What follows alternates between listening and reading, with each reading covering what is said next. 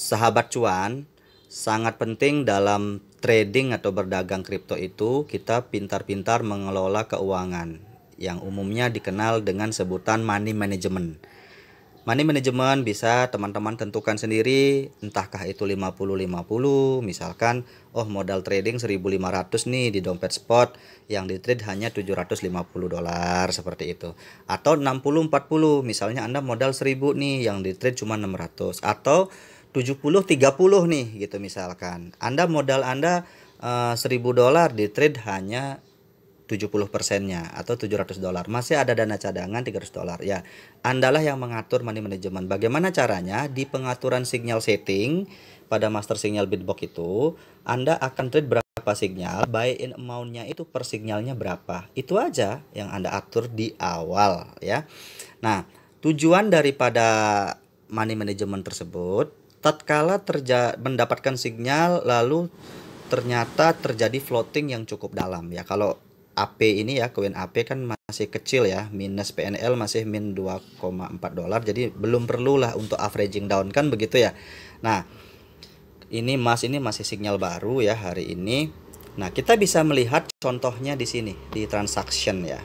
Kita bisa lihat di sini contoh daripada penggunaan dana cadangan yang tadi itu dari money management itu, dia tetap ada di dompet spot, dicadangkan, digunakan sewaktu-waktu.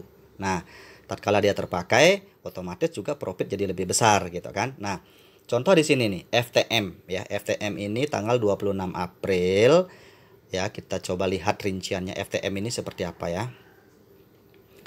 Jadi terbeli jam sekian tanggal 26 April ya, $50. Lalu terjual jam sekian juga tanggal 26 April ya. Jadi terjualnya sesuai dengan target profit ya, komplit tulisannya target profit 1,4966%. Nah, di sini ada tulisan cut sell ya, cut sell.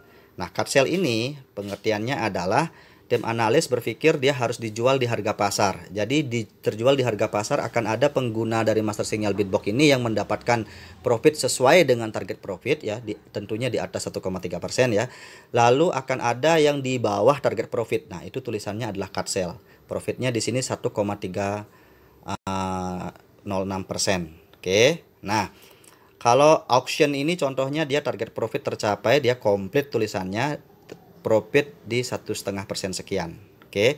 Nah, lalu di sini ada alpaka. Ini AVG, tulisannya AVG ICX. Lalu koin ada dua nih, sinyal ada AVG AVG, berarti dana cadangan itu terpakai karena koin-koin tersebut floating gitu, floating minus, sehingga perlu dilakukan averaging down berdasarkan analisa teknikal maupun fundamental sehingga lebih cepat terjual profit, begitu teman-teman.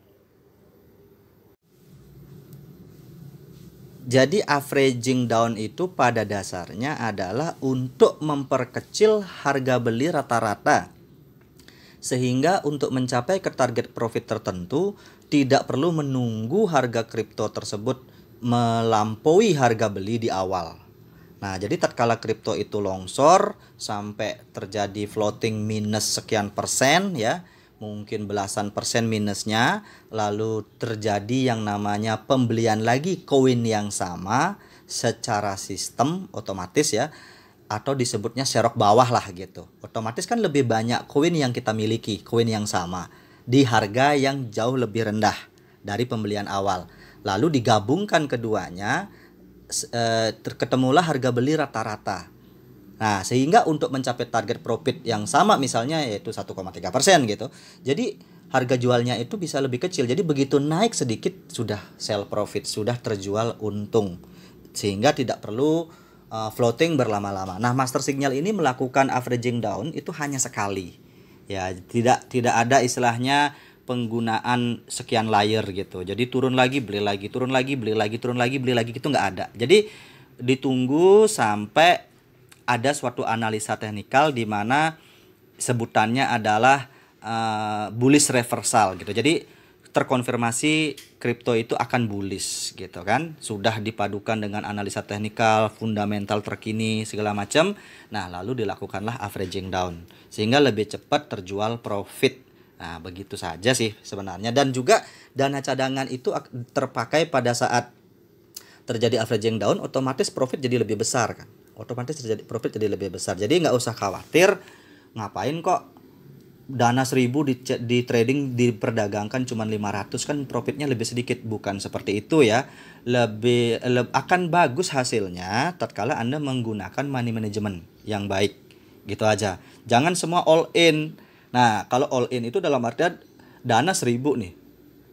Trade misalkan buy in amount-nya 50, ya kan? Terus trade 20 signal gitu. Semua terpakai. Ya pada saat floating, ya memang betul-betul menunggu jadinya. Nggak tahu kapan ini gitu kan. Karena kripto itu berfluktuasi. Memang sih kripto bisa turun belasan persen, bisa naik juga belasan persen dalam waktu yang singkat.